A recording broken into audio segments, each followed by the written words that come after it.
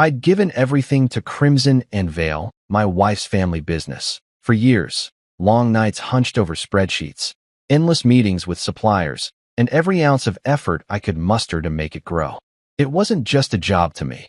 It was a promise I'd made to Clarissa when we got married, a way to prove I belonged in her world. So when she and her sister Bianca called me into the boardroom that morning, I figured it was about the new expansion plans I'd been working on. I walked in with a stack of papers, ready to talk numbers, but the air felt wrong.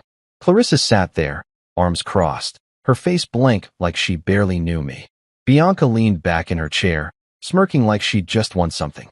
"Julian," Bianca started, her voice sharp and cold. "We're letting you go. We don't need lazy people dragging us down." Lazy? The word hit me like a slap. I'd been up until 2 a.m. the night before fixing a deal they'd almost botched. I glanced at Clarissa, waiting for her to say something, anything, to defend me. She didn't. She just stared at the table, her fingers tapping lightly, like this was nothing to her. My chest tightened, but I didn't argue. I didn't yell.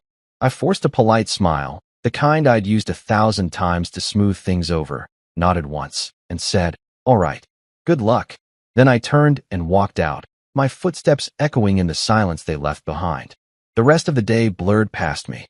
I drove home in a daze, the steering wheel slick under my palms from the sweat I didn't realize was there. Our house, hers, really, with its marble floors and high ceilings, felt emptier than usual when I stepped inside. I dropped my keys on the counter and sank into the couch, staring at the ceiling. How could she do this? After 8 years of marriage, after all I'd poured into her family's company, she let Bianca fire me like I was some random hire off the street. My phone buzzed in my pocket, pulling me out of the spiral. It was a text from Marco, the accountant who'd been with me through every late-night budget crunch. "Heard what happened," it read. "I don't think they read your contract." I frowned, rereading the words. My contract. I hadn't thought about it since I signed it years ago, back when Raphael, Clarissa's dad, was still running things. What did Marco mean? I typed back a quick, "What's in it?" But he didn't reply right away. I leaned back, the gears in my head starting to turn. If there was something in there, something they'd missed, maybe this wasn't over yet. I got up and poured myself a glass of water, trying to shake the sting of Bianca's words. Lazy.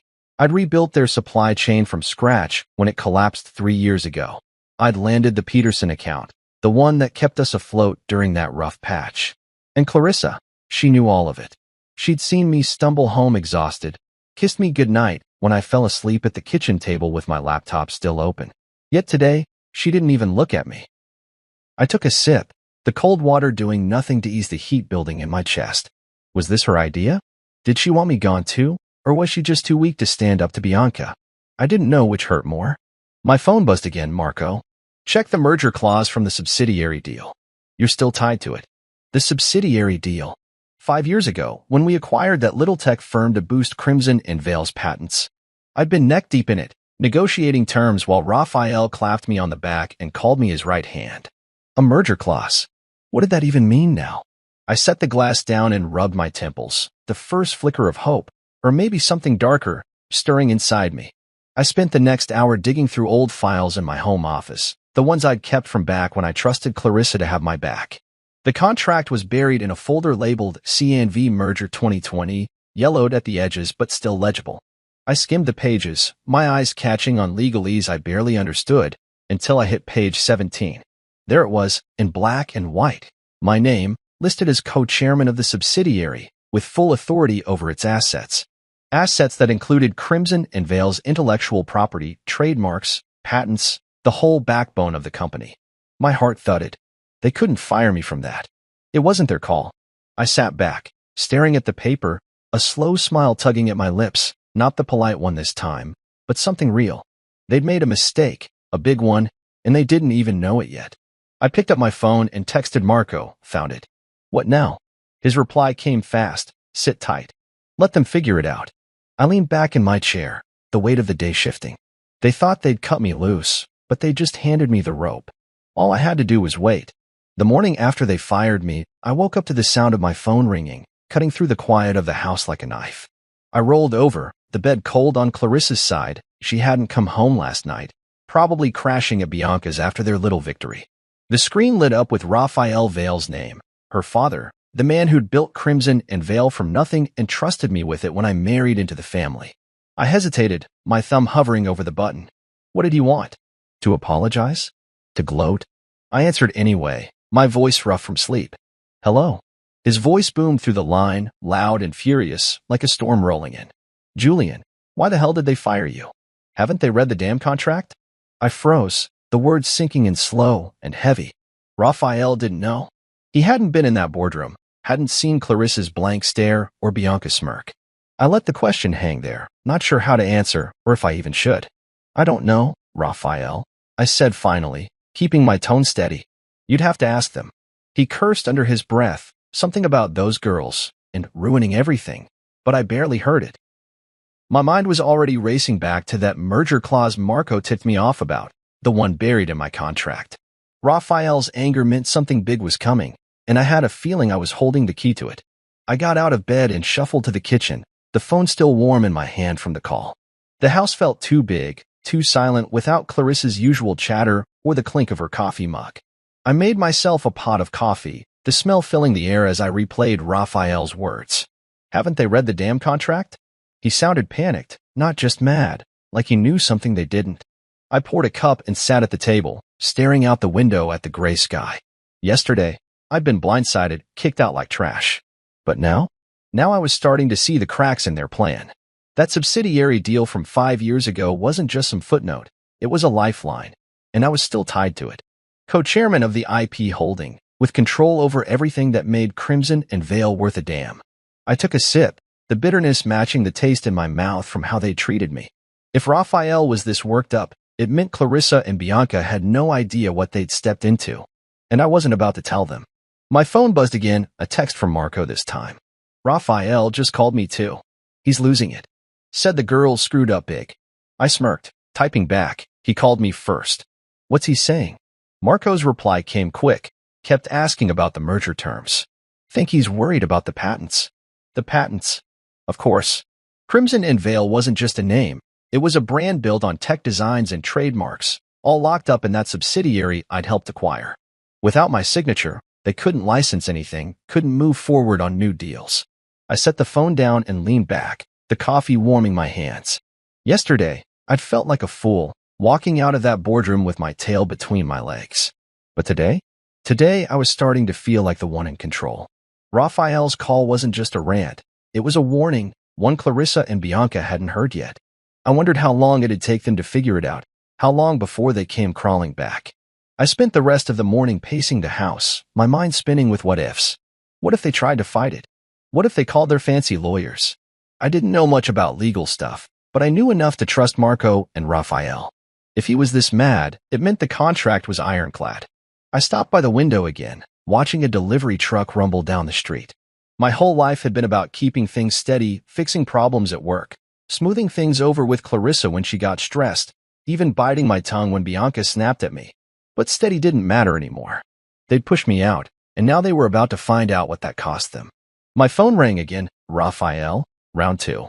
I picked up, ready this time. Julian, he said, quieter now, like he'd worn himself out. I'm sorry about this. I didn't know they'd pull something so stupid. I nodded, even though he couldn't see me. It's done, I said. But what's in that contract, Raphael? What's got you so riled up? He paused, then let out a dry laugh. You're still co-chair of the subsidiary. They can't run the company without you. I didn't say anything, just let that sink in. He was right, and they didn't even know it yet. I was still reeling from Raphael's call when the reality of it all started to settle in, heavy and real, like a weight I could feel in my bones. Clarissa and Bianca had fired me without a second thought, but now they were about to find out what that really meant. It was late afternoon when Marco texted me again. They're in a meeting with the lawyers. Word is, they just read the contract. I could picture it, Clarissa sitting stiff at the head of the table, Bianca pacing like a caged animal, both of them staring at those pages like they'd turned to poison. I didn't have to be there to know what they'd found. 5 years ago, when we bought the tech subsidiary to beef up Crimson and Vale's portfolio, I'd been named co-chairman of it. It wasn't a big deal back then, just a title Raphael threw in to keep things smooth during the merger. But now it was everything. That subsidiary owned all the intellectual property rights, the patents, the trademarks, the designs that kept the company alive. Without my sign-off, they couldn't do a damn thing. I sat on the couch, the contract spread out on the coffee table in front of me, and let that sink in. They tried to cut me out, but they'd locked themselves in a cage instead. I leaned forward, running my finger over the words on page 17. Julian Rivera, appointed co-chairman, with full authority over subsidiary assets. It was right there, plain as day, signed and stamped. I remembered that day vaguely, Raphael laughing over beers after the deal closed, saying I'd earned it. I hadn't thought much of it then. I was just happy to be part of the team. But Clarissa and Bianca? They'd never bothered to dig that deep. They'd taken over the company from Raphael last month, all smug and sure of themselves, and figured they could toss me aside like yesterday's news. I wondered what their faces looked like now, pale, probably, with that pinched look Clarissa got when she was stressed, and Bianca's mouth twisted tight with anger. They brought in some hotshot lawyer from New York, Noelle, to help with the transition. I'd met her once, cold as ice, with a handshake that felt like a challenge. She'd be the one breaking the news, I bet, her voice flat as she told them they were screwed. I got up and walked to the kitchen, needing to move, to think. The house was still too quiet, Clarissa's absence like a ghost hanging around. I grabbed a beer from the fridge, popped it open, and took a long swig. What were they doing right now? Yelling at each other? Blaming Noelle? I could almost hear Bianca's voice, sharp and loud. How did we miss this? And Clarissa, quieter, trying to stay calm even though her hands would be shaking. They'd thought they were so smart, firing me in front of everyone like that, making it a show. But they didn't know the half of it. Without my approval, they couldn't renew licensing deals, couldn't push new products, couldn't even access the bank accounts tied to the subsidiary's assets. It was all frozen, and I was the only one with the key. I took another sip, the cold bottle sweating in my hand, and felt a strange mix of anger and satisfaction bubbling up. They'd humiliated me, but now they were the ones stuck. I went back to the couch and picked up my phone, scrolling through old messages from Clarissa. Just last week, she texted me about dinner plans, all casual and sweet. Home by 7. Let's order pizza. Now she couldn't even look at me. I tossed the phone aside and stared at the contract again, my mind racing. What would they do next? Try to talk me into signing off? Threaten me? I didn't know Noelle well, but she struck me as the type to twist words into knots, looking for a loophole. Good luck with that. Raphael had made sure this thing was airtight. I leaned back, closing my eyes, and let myself imagine their panic. The board would hear about this soon, and the clients too. People would start asking questions, and Clarissa and Bianca wouldn't have answers. I wasn't sure what I'd do yet. Part of me wanted to watch it all burn. Part of me just wanted them to admit they were wrong. But one thing was clear. They'd underestimated me, and that was their biggest mistake. The beer was half gone when my phone buzzed again. Marco, with an update, Noelle's freaking out. Says they need your signature or the whole company's dead in the water. I smirked, setting the bottle down. Dead in the water. That sounded about right. They'd built their castle on sand, and I was the tide coming in. I didn't reply to Marco yet. I needed to think this through, figure out my next move. But for now, I just sat there, the contract in my lap, and let the quiet of the house wrap around me. They'd find out soon enough what it meant across me. And when they did, I'd be ready. I decided to keep my mouth shut after that complete silence, no matter how much they tried to pull me back in. The day after Marco's text about Noelle freaking out, my inbox started lighting up. First came an email from Bianca, short and snippy, like she was doing me a favor. Julian, we need to discuss your exit terms. Call me. Exit terms? I almost laughed. She still thought she was in charge, like I was some loose end she could tie up with a quick chat. I didn't reply. Then Clarissa texted, her words careful, like she'd rehearsed them. Can we talk? This got out of hand. Out of hand? She'd sat there while her sister called me lazy and kicked me out of the company I'd helped build. I stared at the message for a minute, my thumb hovering over the screen, but I didn't type anything back. I tossed the phone on the couch and walked away. They didn't deserve my words, not yet. If they wanted to squirm, I'd let them. I had the upper hand now, and I wasn't about to give it up just because they were starting to sweat. I needed to clear my head, so I drove into town, the familiar streets blurring past as I replayed everything in my mind. The contract, Raphael's call, Marco's updates, it was all piling up, but I wasn't ready to act. Not until I knew exactly what was happening on their end. I pulled into a little coffee shop I used to hit with Geraldine, Raphael's old assistant, back when we'd grab lunch between meetings. She'd always liked me, said I was the only one who treated her like a person instead of a secretary. On a whim, I called her. "Julian," she answered, her voice warm and surprised. "I heard what those girls did. You okay?" I smiled despite myself. "I'm fine, Geraldine. Just figuring things out. What's the word over there?" She laughed, low and knowing. "Chaos, honey. Absolute chaos."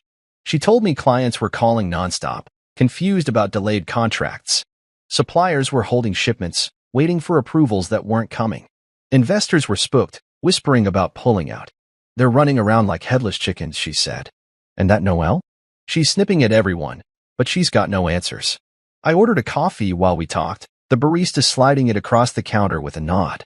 I took a sip, letting Geraldine's words paint the picture. Chaos. Good. They brought this on themselves, thinking they could toss me aside and keep everything running smooth. I thanked her and hung up, settling into a corner booth with my drink. The place was quiet, just a few people tapping away on laptops, the hum of the espresso machine in the background. I leaned back, staring out the window at the gray day outside. Clarissa's text kept nagging at me. This got out of hand. Like it was an accident, like she hadn't chosen to sit there and let it happen.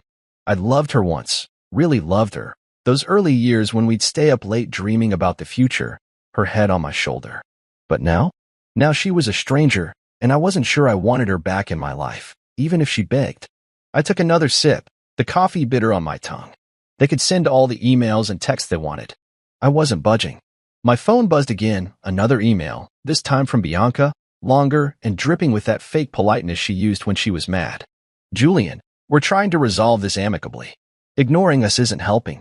Let's meet and sort it out." Amicably. Right. Like firing me in front of the whole board was amicable.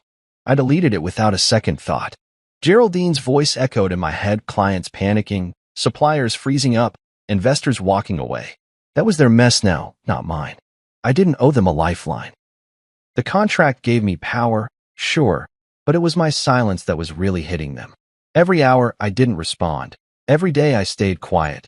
Their world crumbled a little more.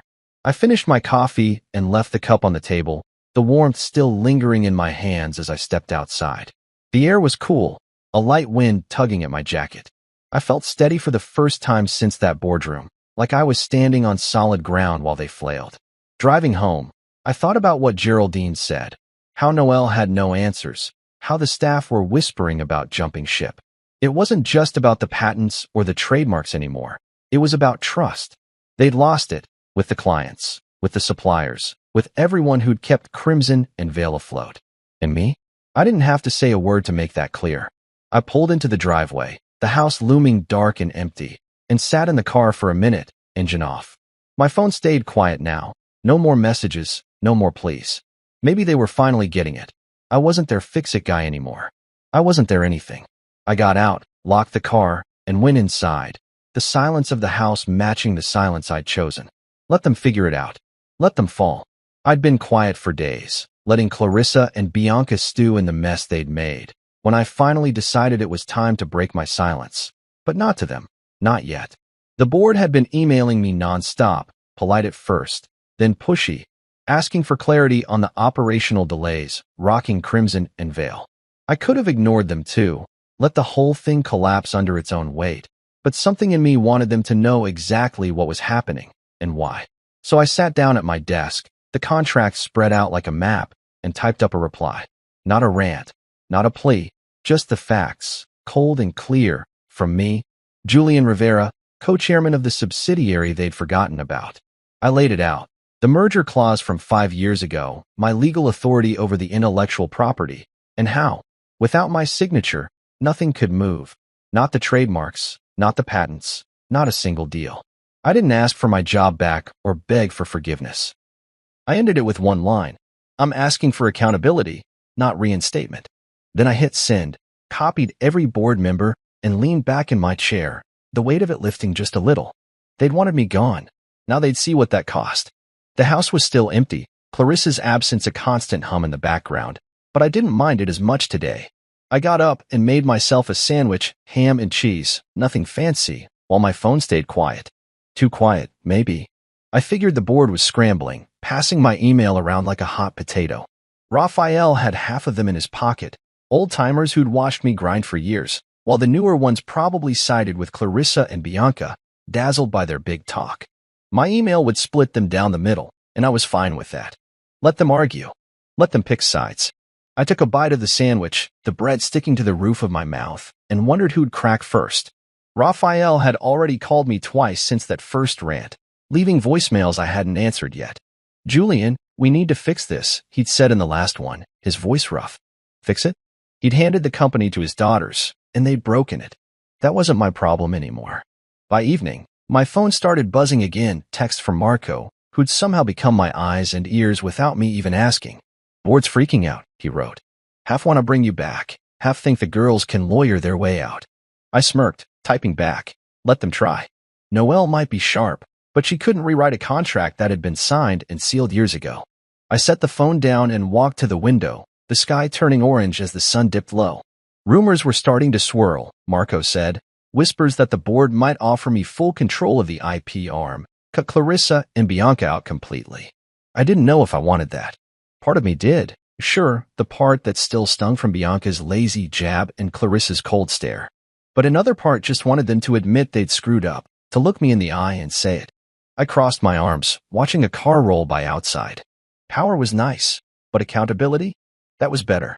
I went back to my desk, the sandwich half-eaten on a plate, and pulled up my email again. Replies were trickling in now, careful ones, like they were afraid to pick a side.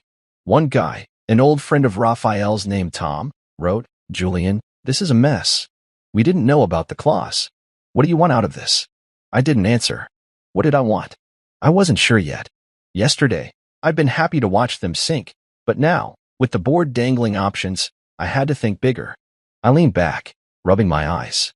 The company was paralyzed, clients stalling deals, suppliers holding back, all because Clarissa and Bianca thought they could run it without me. My email hadn't just stirred the pot, it had tipped it over. I could hear their voices in my head, Bianca yelling, Clarissa trying to stay calm, and it almost made me smile. Almost. The night stretched on, and I didn't sleep much, just sat there with my thoughts and the hum of the fridge in the background. Marco texted again around midnight. Heard Raphael's pushing for a meeting. "Wants you in the room." I didn't reply. A meeting sounded like a trap. Get me in, smooth talk me into signing something, pretend it never happened. But the board splitting? That was real. If Raphael's half won out, I could come back on my terms, not theirs. I got up, grabbed a glass of water, and stood in the kitchen, the cold tile under my feet grounding me. They'd fired me like I was nothing, but now I was everything. The leverage was mine, and I wasn't giving it up cheap. Let them fight it out. Let them beg. I'd wait. I was in the middle of making coffee, the pot gurgling on the counter, when my phone rang, Clarissa's name flashing on the screen. I stared at it for a second, the sound cutting through the quiet morning like a warning. She hadn't called since the firing, just sent those careful texts I'd ignored. Part of me wanted to let it ring, keep the silence I'd been holding on to, but curiosity got the better of me. I picked up, keeping my voice flat. "Yeah." There was a pause, then her voice came through, softer than I expected, strained like she hadn't slept. "Julian, can we meet? Please." I didn't say anything right away, just let her words hang there. Meet? After everything?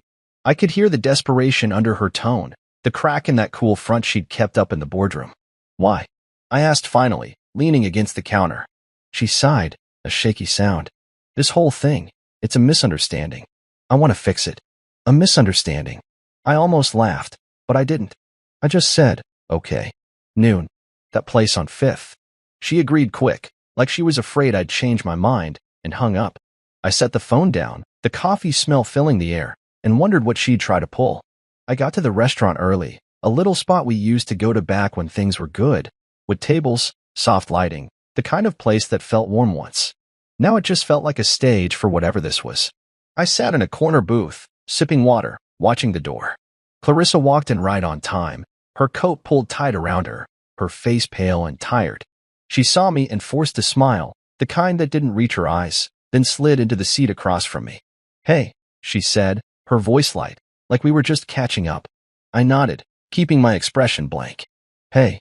She fidgeted with her napkin, then leaned in a little. "Julian, I'm sorry about how this went down. It wasn't supposed to be like that." I raised an eyebrow, waiting. She kept going, her words tumbling out now. Bianca pushed for it, and I didn't know how to stop her. We can work this out, right? You don't have to freeze everything. I listened, my hands still on the table, not smiling, not moving. She was trying to charm me, like she used to when she'd messed up, big eyes, soft voice, all of it. But it didn't hit the same anymore. The waiter came by, and she ordered a salad, her fingers twisting the menu before she handed it over. I got a burger, keeping it simple. When he left, she tried again. We need you, Julian. The company's a mess without those approvals. Can't we just put this behind us? I took a sip of water, letting her stew for a second. Then I heard Bianca's voice in my head, lazy, and saw Clarissa's blank stare from that day. I set the glass down, slow and deliberate. A mess, huh? Funny how that works. She blinked, caught off guard, but before she could answer, I kept going. You didn't say a word when she fired me. You just sat there. Now it's a misunderstanding. Her face flushed, and she looked down, picking at the napkin again. I didn't want it to happen like that, she mumbled. Bianca said we needed a clean break, and Noelle backed her up. I thought she stopped, like she knew it sounded weak. I leaned forward, my voice low. You thought what? That I'd just take it. She didn't answer right away, and then the food came, breaking the tension for a second. I took a bite of the burger, chewing slow, watching her poke at her salad like she'd lost her appetite. She glanced up, trying a new angle. Bianca's the one who pushed it. She convinced me it was best for the company. Noelle said it was legal. I swallowed, setting the burger down. Noelle's wrong. And Bianca doesn't get to pin this on anyone. You both signed off on it. Her eyes widened, like she hadn't expected me to push back so hard. Julian, please, she said, her voice cracking. We can fix this. Just sign off on the IP stuff, and we'll figure out a role for you. A role? Like I was some kid begging for a spot at the table. I wiped my hands on a napkin, looking her dead in the eye. You fired me like a stranger, Clarissa. Now deal with the consequences. She went still, her fork halfway to her mouth, then set it down. You're really going to let the company fall apart? She asked, almost whispering. I shrugged, taking another bite. Not my call anymore. You made it yours. She stared at me, like she was seeing me for the first time, and I could tell she didn't know what to say. The charm wasn't working, and the excuses were running dry. I finished my burger while she sat there, picking at her food, the silence between us thick and heavy. When the check came, I paid for mine and stood up. Good luck, I said, same as I'd said in the boardroom, and walked out. She didn't follow. I didn't look back. I woke up the next morning with Clarissa's words still rattling around in my head. You're really going to let the company fall apart? She'd said it like I was the one breaking everything, not her and Bianca with their stupid power play. I rolled out of bed, the sheets tangled from a night of tossing, and made my way to the kitchen. The house felt emptier every day, but I was getting used to it. I brewed some coffee, the hiss of the machine filling the silence, and decided it was time to stop waiting. They weren't going to fix this themselves. I had to push harder. So I sat down at my desk, pulled up the contract again, and drafted a notice. Not to Clarissa, not to Bianca, but to every partner Crimson and Veil worked with, clients, suppliers, the whole list. I kept it simple. All licensing agreements and contracts tied to the subsidiary were frozen until new terms were negotiated. No threats, no drama, just the truth. I was the co-chairman, and without my say-so, nothing moved. I hit send, copied the board, and leaned back, the coffee mug warm in my hands. Let's see how they handled that. The day went quiet after that. No calls or texts, just the hum of the fridge and the occasional car outside. I figured they'd need time to feel it, time for the emails to land, for the panic to set in. I wasn't wrong. By afternoon, my phone started lighting up, not from Clarissa or Bianca, but from clients. First was a guy named Paul, who ran a tech firm we'd licensed designs to. Julian, what's going on? He asked, his voice tight. We can't get approvals, and our production stalled. I kept my tone calm, professional. I'm handling it, Paul. Sit tight, new terms are coming. He grumbled but hung up, and then another call came, then another. Suppliers asking about shipments, partners worried about deadlines. I gave them all the same line. I was on it. Things would clear up soon. They didn't need to know I hadn't decided what soon meant yet. I just wanted them calm, and Clarissa and Bianca scrambling. I was on my fourth call when Marco texted. Sales are tanking. Staff's jumping ship. I smirked, finishing up with a client before texting back. Good. Good didn't even cover it. This was what I'd waited for, them feeling the weight of what they'd done. I pictured Bianca storming around the office, yelling at anyone who'd listen, and Clarissa trying to keep it together while the numbers dropped. They'd thought they could run the show without me, but now desks were emptying out, deals were stalling, and I was the one getting the calls. One message stuck with me, though not from a client, but from Harper, a department head I'd always liked. She texted out of the blue, "Heard what's happening. If you start something new, I'm in." I stared at that for a minute, my thumb hovering over the screen. Start something new? I hadn't thought that far, but the idea stuck. I replied, "Appreciated. I'll keep you posted," and set the phone down, my mind spinning. By evening, the fallout was clear. Marco called, his voice buzzing with energy. "Julian, it's bad over there. 2 sales guys quit today, and a big client just pulled out. They're blaming Noelle now, she's out the door too." I leaned against the counter, the kitchen dim as the sun set outside. "Noelle's gone?" I asked, surprised. "Yeah," he said. "Bianca threw her under the bus, said the firing was her idea. She's packing up tonight." I shook my head, almost feeling sorry for her, almost. She'd been part of it, pushing that legal line to Clarissa and Bianca, but now she was just another casualty. I thanked Marco and hung up, grabbing a beer from the fridge. The cold glass felt good in my hand as I walked to the living room and sank into the couch. The company was collapsing, piece by piece, and I'd barely lifted a finger. That notice had done the work, short, sharp, and straight to the point. I took a swig, the bitterness matching the mood. Clarissa's face from lunch flashed in my mind, pale, pleading, trying to charm her way out. She hadn't called since, and neither had Bianca. Maybe they were too busy fighting each other now, or maybe they were finally getting it. I wasn't playing their game anymore. Harper's text kept nagging at me, though. Start something new. Could I? Take the IP, the clients reaching out, the people like her who'd follow me, and build something better? I leaned back, staring at the ceiling. The company was falling apart, sure, but I didn't want it to just die. I wanted it to hurt them first, then rise again on my terms. I finished the beer and set the bottle down, the quiet settling in. They'd feel this tomorrow, and the next day, and the day after that. And when they were done falling, I'd be ready to stand up. I was halfway through breakfast, scrambled eggs and toast, nothing special, when my phone rang again. Raphael's name popped up, and I knew this wasn't just another rant.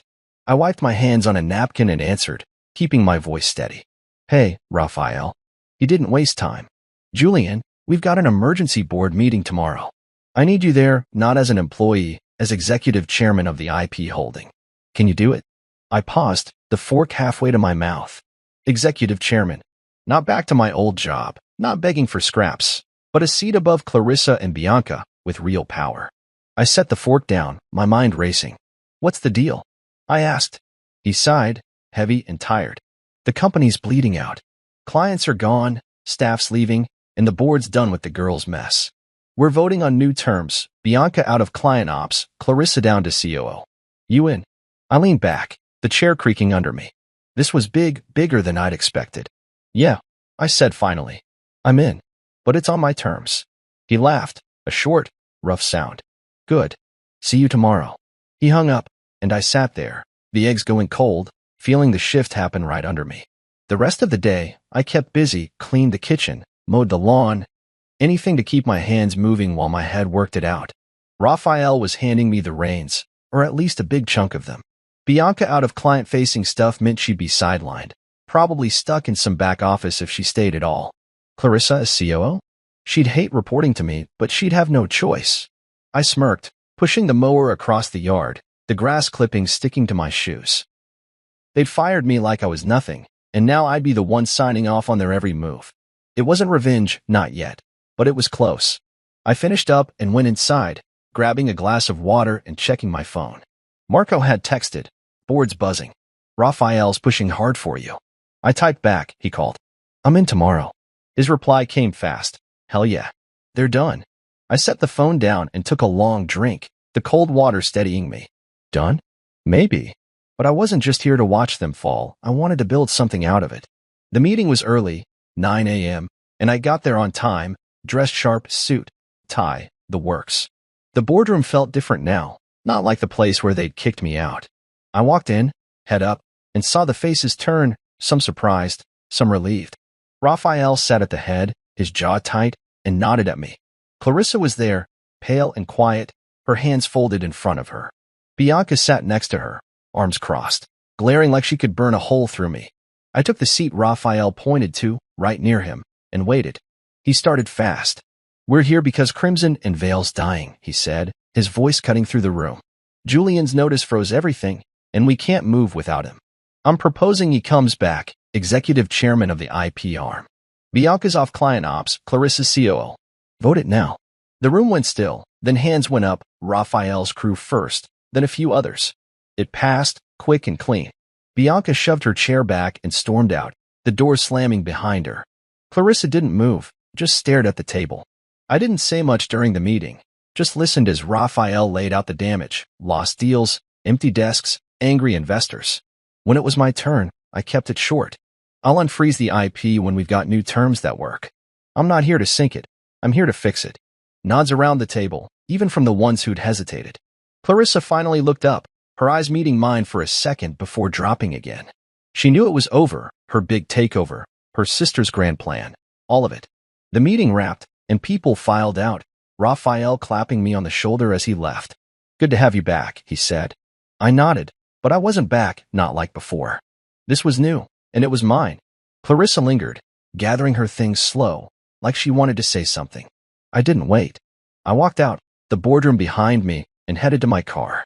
The air outside was cool, the sun just climbing, and I felt steady, grounded. Back home, I sat at my desk, the contract still there like a trophy. The vote was done, but the work was just starting. I'd have to unfreeze the IP soon, get clients back on board, stop the bleeding. But first, I needed terms, rules that kept Clarissa and Bianca in check, that made sure no one could pull this again. I grabbed a notepad and started jotting ideas, my pen scratching across the page. Bianca was gone from the front lines, and Clarissa? She'd have to swallow reporting to me. I smirked, imagining her face in meetings, trying to keep that cool mask on. This wasn't the end, it was the start. And I was ready. I woke up the next morning with a clear head, the board's decision still fresh and real. The sun was just creeping through the blinds as I made coffee, the pot hissing like it was cheering me on. Executive chairman, those words kept rolling around in my mind, heavy but good. Clarissa and Bianca had tried to shove me out, but now I was back, higher up than ever, and they couldn't touch me. I took my mug to the desk, the contract still sitting there, and started planning. The company was a mess, clients gone, staff thin, sales flat. But I wasn't here to just patch it up. I wanted it stronger, better, and free of the entitled nonsense they'd brought in.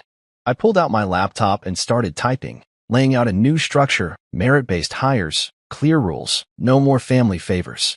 Clarissa could stay as COO, but she'd answer to me now, and Bianca? Her apology email came in overnight. "Julian, I'm sorry, let's talk," but I didn't bother replying. She was out of the game, and I had work to do. First thing, I called Marco. He picked up quick, his voice bright. "Boss man, heard the news, congrats."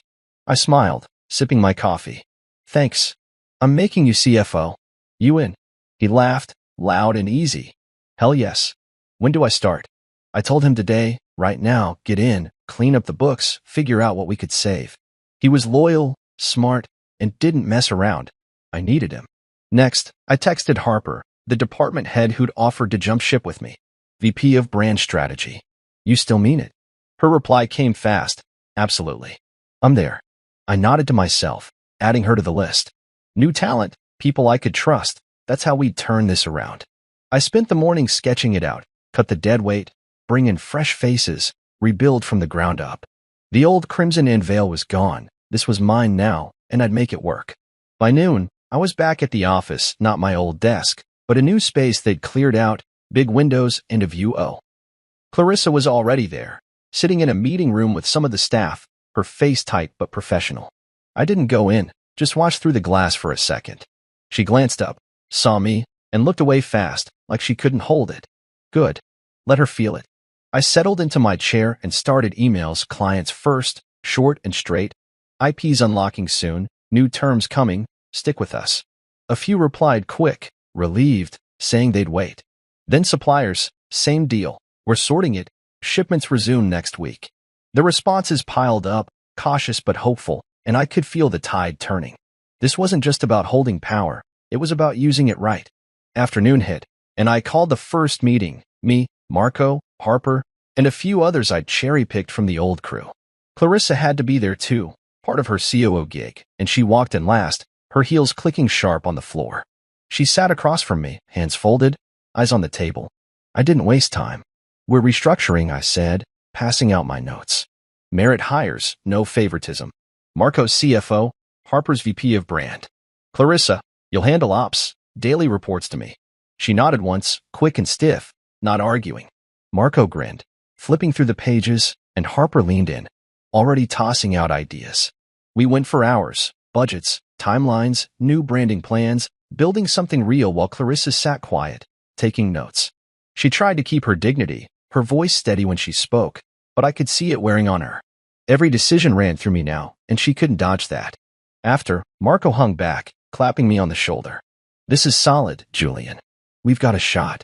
I nodded, stacking my papers. Yeah, just keep the numbers tight. He left, and I stayed, watching the office empty out. Clarissa lingered too, gathering her stuff slow, like she was working up to something.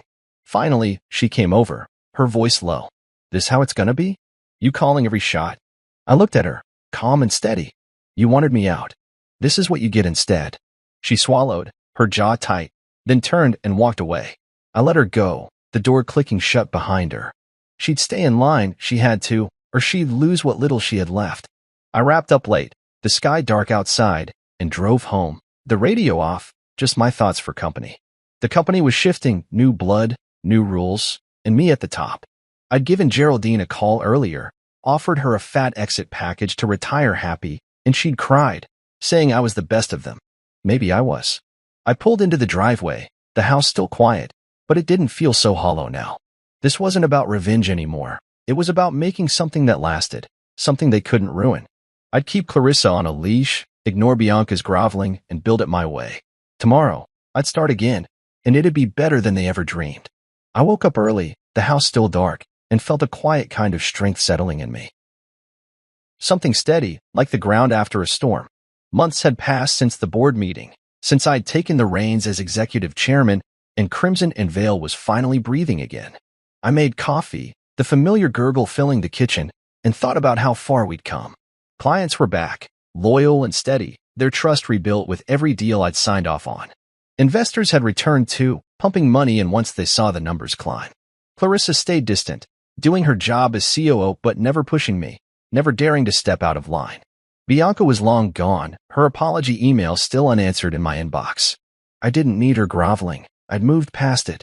Today wasn't about them anymore. It was about locking in a legacy, making sure no one could ever be tossed aside like I was.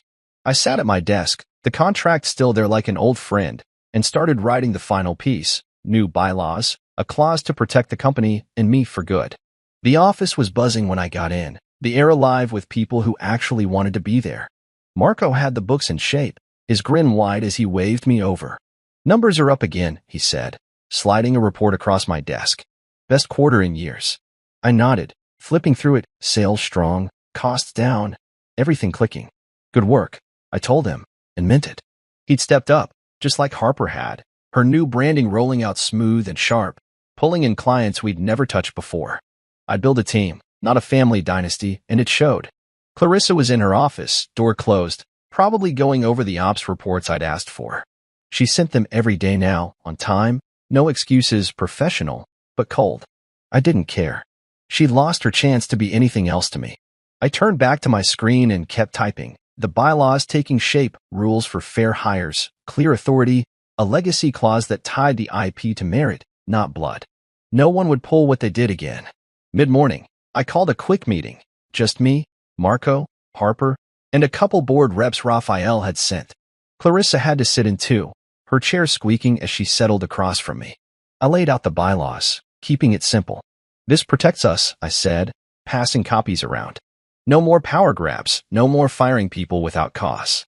The IP stays with the company, but only under leadership that earns it. Marco nodded, skimming the pages. Smart. Locks it tight. Harper chimed in, clients will like the stability. The board guys agreed, one scribbling notes, the other just saying, Raphael's on board. Clarissa stayed quiet, her pen tapping the table once, twice, then stopping. I didn't look at her long, just enough to see her jaw tighten, then relax. She knew this boxed her in, kept her from ever climbing back to where she'd been. Good. The vote was fast, unanimous, and I signed it right there, the pen heavy in my hand. It was done. After, I walked the floor, something I'd started doing to keep things real, talking to staff, hearing them out. They smiled now, not the fake kind from before, but real ones, like they trusted me. One guy, a new hire, stopped me. "Thanks for this, Julian. Feels different here." I clapped his shoulder, said, "That's the point," and kept going. The place hummed, phones ringing, keyboards clicking, deals closing. I'd unfrozen the IP weeks after the board vote, renegotiated terms with clients myself, and watched it all snap back. Suppliers shipped on time, investors called me direct, and the company thrived not because of Clarissa's name or Bianca's bluster, but because I'd made it work. I stopped by the window, looking out at the street below, the sun high and bright. This was mine now, built on my terms, and it felt right. Evening came, and I stayed late, finishing up emails, thank yous to clients, updates to the board. Clarissa left without a word, her office dark when I passed by. I didn't mind the quiet. It gave me space to think. The bylaws were filed, the legacy clause locked in. No one could be discarded like I was, not without a fight. I leaned back in my chair, the desk lamp casting a soft glow, and let myself smile, not the polite one I'd used that day they fired me, but a real one, small and sure. Revenge hadn't been the goal, not in the end. I'd wanted them to feel it, sure, and they had. Bianca sidelined, Clarissa humbled. But this was better. I'd taken their mess and turned it into something stronger, something that'd last. I shut down my computer, grabbed my coat, and headed out, the office silent behind me. Driving home, the city lights blurred past, and I felt lighter than I had in months. The house was still empty, but it didn't weigh on me now. I'd rewritten the rules, set the terms, and kept that polite smile for when I needed it. Tomorrow, I keep building, and they'd never forget who held it together.